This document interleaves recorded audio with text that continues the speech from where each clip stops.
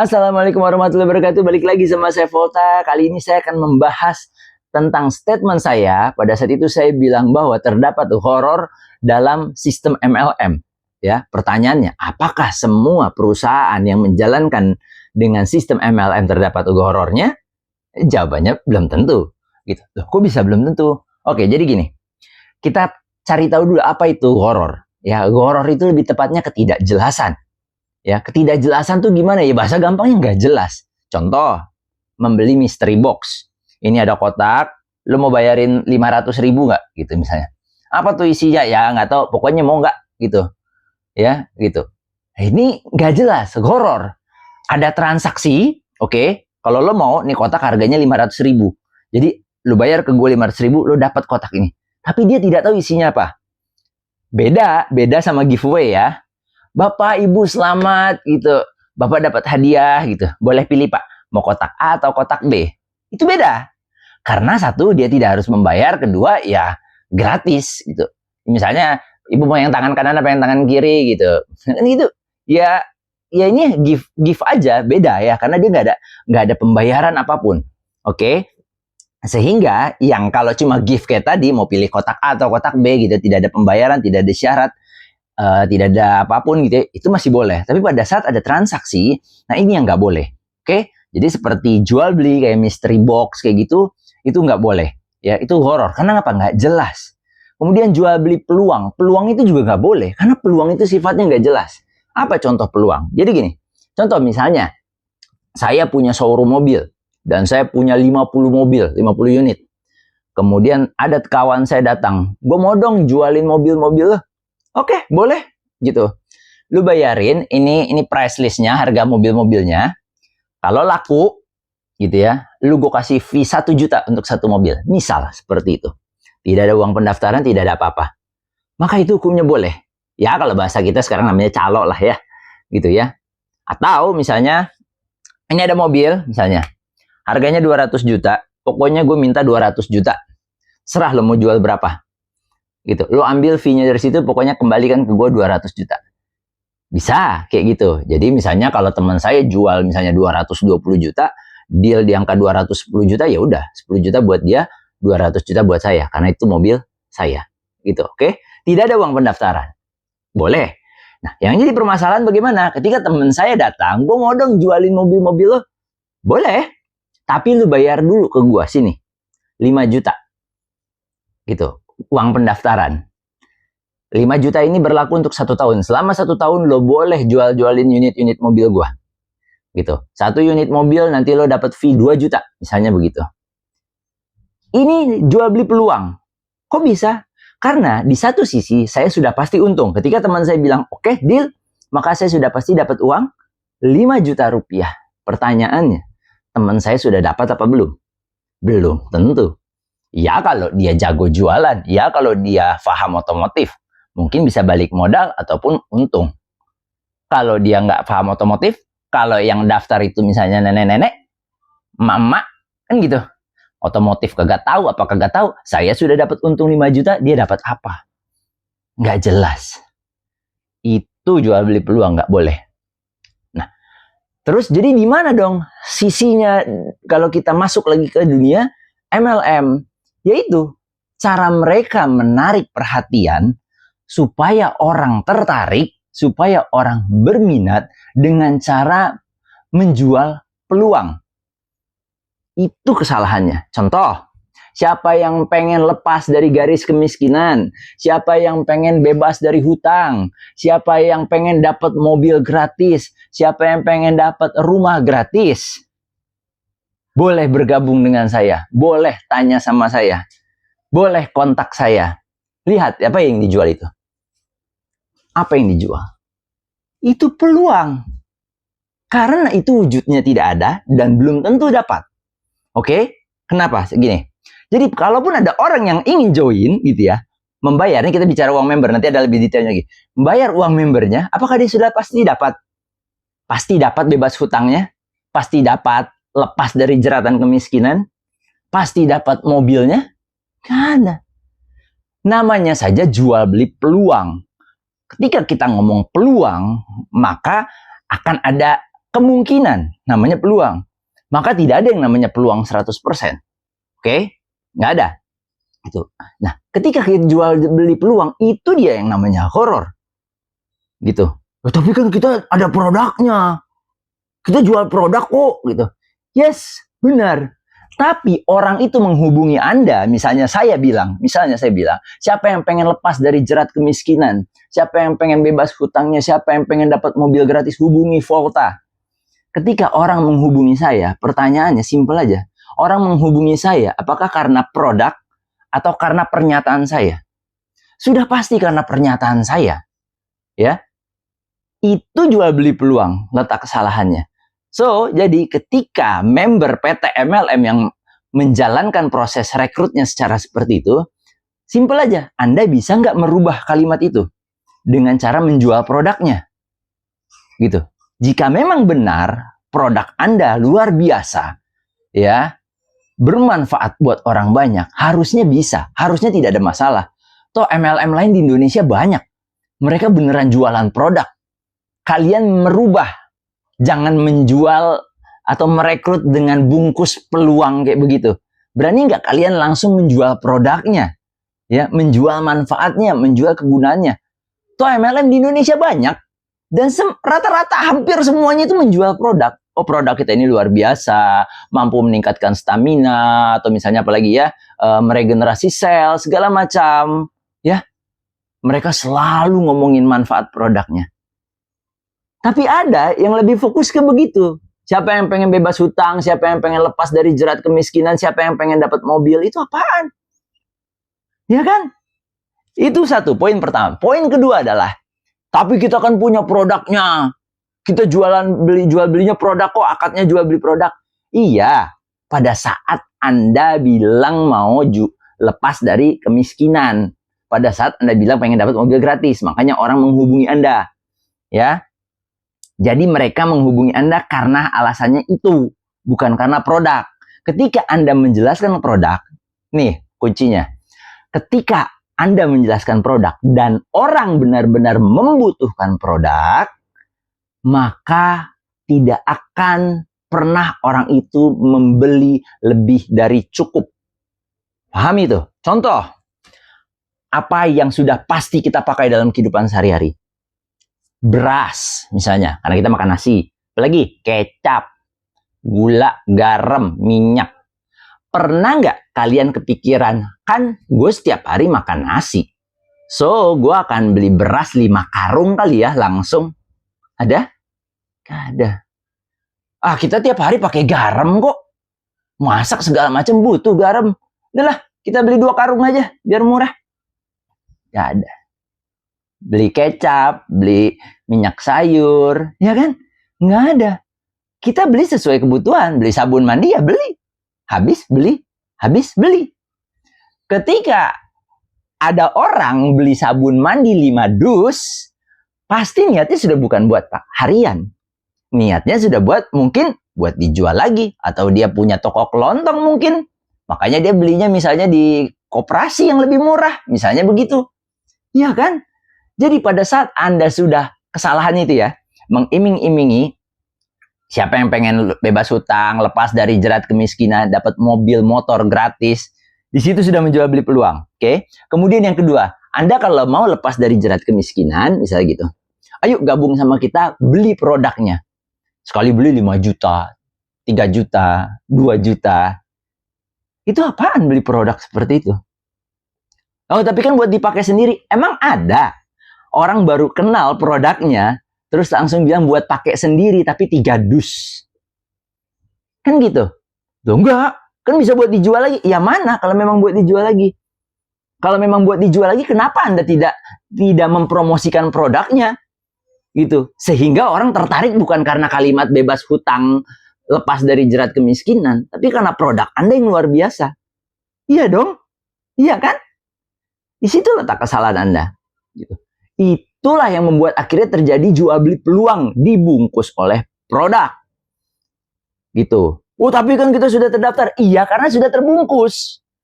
Faktanya di lapangan adalah Anda melakukan perekrutannya dengan cara itu. Gitu. Dan ini tidak pernah disidak. Kan begitu. Coba pikir. Gara-gara Anda ngomong siapa yang pengen lepas dari jerat kemiskinan, dapat mobil, motor gratis, hubungi saya. Kemudian ada yang menghubungi saya. Terus saya bilang, Bapak, Ibu kalau pengen bebas dari kemiskinan, kalau pengen dapat mobil, silakan belanja produk 3 juta rupiah. Oke, dia belanja 3 juta rupiah gara-gara saya ngomong kayak gitu. Saya dapat untung? Dapat. Komisi. Dia dapat untung? Nggak dapat. Tapi dia kan dapat produknya. Emang produknya yang dia pengenin? Tidak. Yang dia pengenin kan mobil, rumah, motor, lepas dari jerat kemiskinan. Bukan produk. Makanya saya berani jamin mereka semua nggak tahu produknya apaan. Beda sama MLM yang kebanyakan. Gitu. MLM yang pada umumnya menjual produk. Dan orang umum, ya atau misalnya customer yang nggak tahu apa-apa, kemudian kita presentasikan produknya, kemudian jadi tertarik dan jadi beli, nggak akan langsung beli 1 dus, 5 dus, nggak akan. Namanya coba dulu, wajar. Coba dulu, gue beli 1 dulu deh, gue beli yang ini sama yang ini aja dulu deh, gue beli ini sama ini aja dulu deh, kali-kali cocok. Itu namanya orang benar-benar membeli produk. Ketika dia sudah beli mau 1 piece, mau 2 piece, mau 3 piece, ya, cocok di badan, dapat khasiatnya, enak, manfaatnya, itu kalau beli lagi wajar. Karena dia sudah dapat manfaat produknya, wajar. Itu kesalahan Anda. Ya, wahai dai MLM gitu ya, yang menjual produk dengan cara lepas dari jerat kemiskinan, mana? Makanya saya berani bilang, Anda tidak punya skill untuk menjual produk. Saya nggak tahu apakah Anda tidak mempunyai skill untuk menjual produk, atau Anda memang tidak tahu tentang produk Anda sendiri. Gitu. Tapi Anda menjual rekrut dengan dibungkus oleh produk. Kemudian yang kedua, masalah syubhat. Nah, kalau syubhat ini saya harus nulis. Saya ada papan tulis. Kita ganti kameranya yuk. Oke, sekarang ini papan tulisnya, kita mulai aja. Ceritanya kita punya member, nama membernya si A. Oke, kelihatan? Ya. Kemudian si A merekrut si B. Ini kita main sistem yang binari ya, bina kanan kiri. Si B. Si B kita anggap dia membeli 1 paket seharga 3 juta, kita anggap aja. Maka si A dapat komisi dari si B, ya. Saya kasih yang tanda merah aja. Dapat komisi misalnya 300.000. Ya. Oke, dapat komisi 300.000.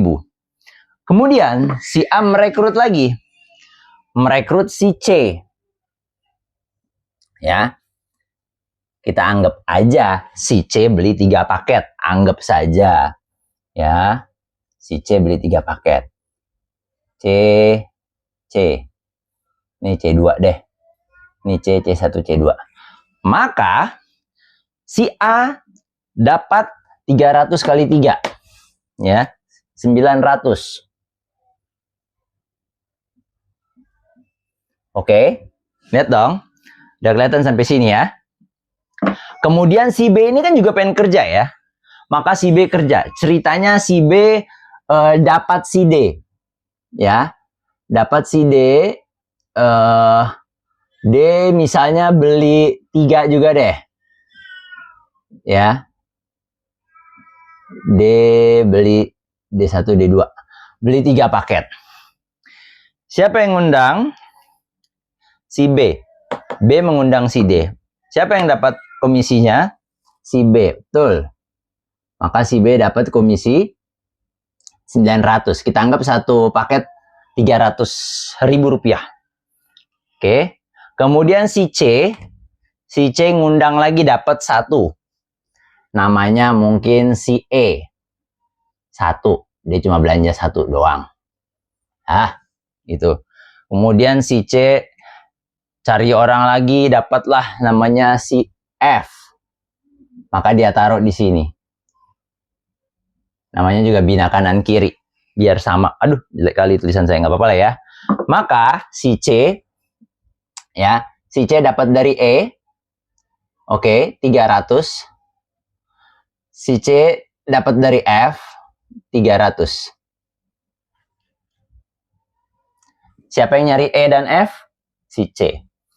Ya, siapa yang nyari D? B. Kemudian D, ceritanya D dapat orang. G. Si G. Ya, di sini ada G. Ngambil 3 paket misalnya. G1, G2. Oke. Sip. Aduh, tulisan saya udah mulai. Maka si D, G ini diundang sama si D kan?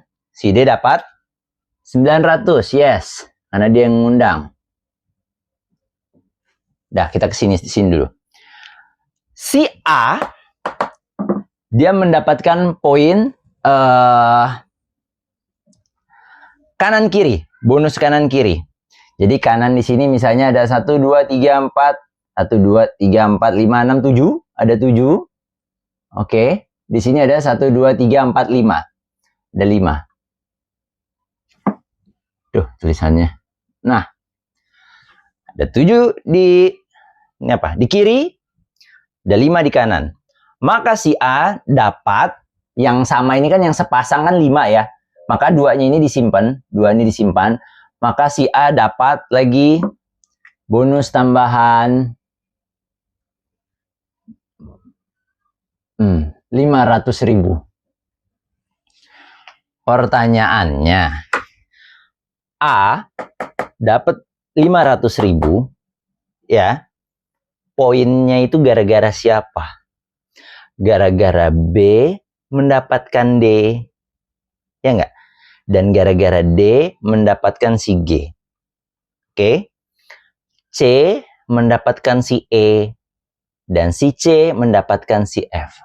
Bayangin, yang kerja B mencari D, D mencari G, yang dapat A. Itu apa? Itu yang saya bilang makanya syubhat. Syubhat artinya apa? Tidak jelas. Gitu. Nggak jelas, maksudnya nggak jelas gimana? Ya karena nggak jelas, di situ saya tidak akan bilang ini boleh atau tidak boleh. Gitu. Minimal ada syubhat. Di sini letak syubhatnya. Siapa yang keringetan nyari si F? Hah? Si C. Mungkin dia keluar pulsa, mungkin dia harus nyamperin, ya kan? Naik angkot, keluar bensin, segala macem. Dia dapat dari sini. Tapi memang itu perkalian besarnya. Nanti ada lagi. Ini main sistem binari, bina kanan kiri. Belum lagi nanti ada istilah stacking. Ya, ketika A, nanti A mendapatkan orang lagi, A mendapatkan orang, misalnya A ngedapetin orang, nggak bakal dia taruh di sini. Nggak bakal, karena kan bina kanan kiri. Ini kiri, ini kanan, sudah selesai. Maka mungkin dia akan stacking, dia akan taruh. Misal, contoh, si A mendapatkan si E, F, G, H, gitu. Dia bisa taruh di sini. Misal. Dia taruh di sini. Terus dia bilang sama si F, F semangat ya, aku udah taruh orang lo di bawah kamu sebelah kiri, kamu tinggal naik majuin aja kaki kanannya, gitu. Bisa. Stacking. Ya, di tempat-tempatin begitu.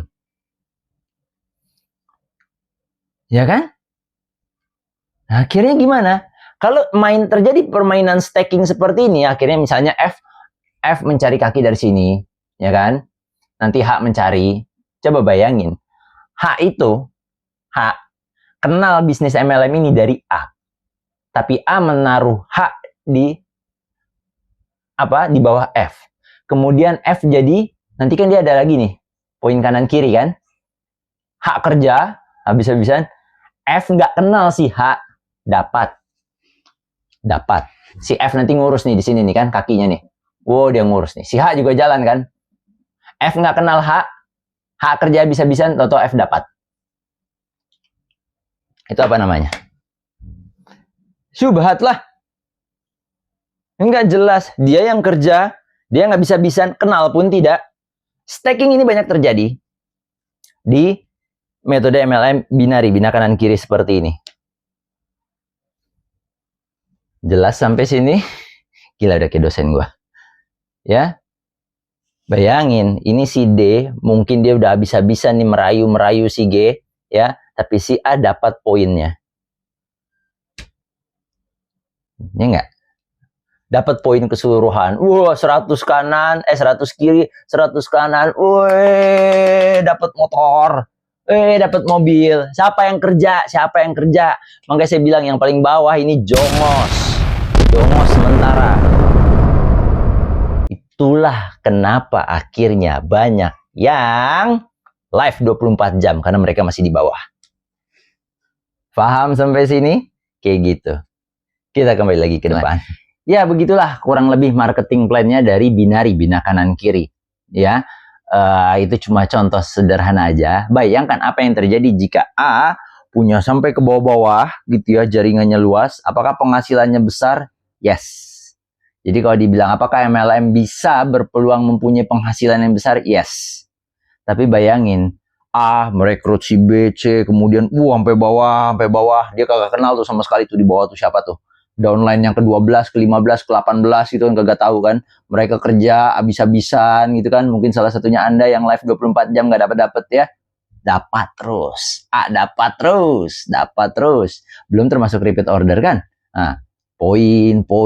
Wah, poin kanan kiri seimbang. Wah, Toto A dapat mobil. Hore. Toto A dapat mobil yang kedua kalinya. Hore. Yang di bawah cengok aja. Nggak kasihan tuh. Ya nanti mereka juga yang di bawah bisa merasakan seperti A. Makanya semangat. Permasalahannya, lupa deh bantuin gak? Kan gitu. Bantuin kok. Iya, bantuinnya dengan cara staking. Ya, saya sudah pernah masuk di binari kayak begitu. Bina kanan kiri. Ditelepon. Halo Mas Volta gitu. Coba cek gitu. Waktu tahun berapa ya? 10 kalau nggak salah. Coba lihat itu. Saya sudah bantukan kaki kanannya, tinggal kaki kirinya. 2010 ya kalau nggak salah sempat saya. Oh gitu, saya nggak ngerti dulu. Apaan sih? Kaki gue emang kenapa? Tapi ya kayak gitulah kurang lebih. Ya. Nah itu letak syubhatnya. Dan tadi letak horornya, itu sudah. Ya. Jadi kalau syubhat statusnya gimana gitu? Apakah boleh atau tidak boleh ya nggak tahu. Tapi sebaiknya ya dihindari. Itulah kenapa saya menghindari. Kalau pengen lebih buktinya lagi, lebih ada buktinya lagi itu syubhat apa enggak? Suruh si A tadi yang paling tinggi tidak melakukan apa-apa selama 1 bulan. Diem 1 bulan. Diem. Tetap dapat duit. Tetap dapat duit karena saya sudah pernah mengalami. Diem tetap dapat duit. Uang dari mana? Uang kerja, uang ngajar, uang mendidik, nggak ada. Orang diem aja dapat duit. Gitu. Beda sama pebisnis ya. Punya restoran 1, buka cabang, punya 5 cabang, sehingga dia harus maintenance. Oke, gimana restoran yang cabang ke-1?